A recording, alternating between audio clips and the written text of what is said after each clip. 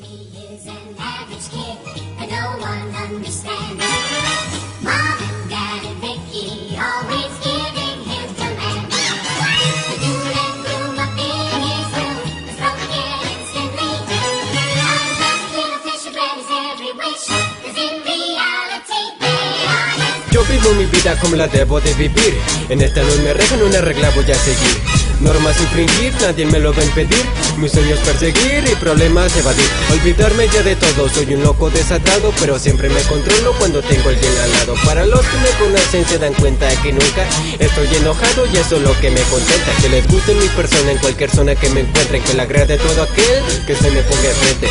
Eso es imposible y eso yo lo sé, pero al menos lo intenté. ¿Qué más se le puede hacer? No todos puedo complacer en este extraño mundo. Si te agrado pues qué bueno, si no, no me quedo mudo. Con un nudo en la garganta veo siempre la realidad, pero nada puedo cambiar, mejor cambio de canal.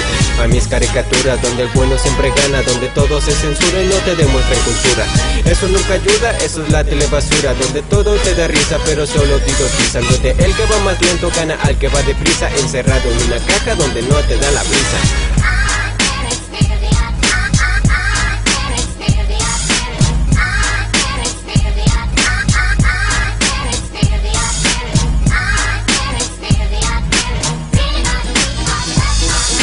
No muerdas la mano que te da de comer, pero si no te llenaste ni modo tienes que morder. Ironía de la vida y eso lo tienes que ver, que para ir de su vida primero tienes que caer. Forjando tu camino en la sendera del terror, matando al asesino para ser el mejor.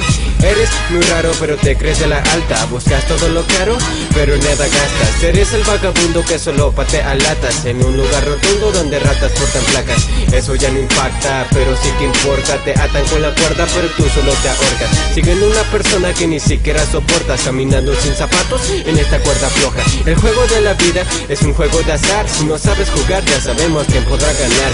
Mueve tu peón para poder coronar. Hazlo sin temor, nada te puede pasar. Con un poco de trampa seguro puedes ganar. De veras sin mentiras, gana la partida y después te retiras. Así se debe de hacer, muchas cosas que mis ojos aún no pueden ver.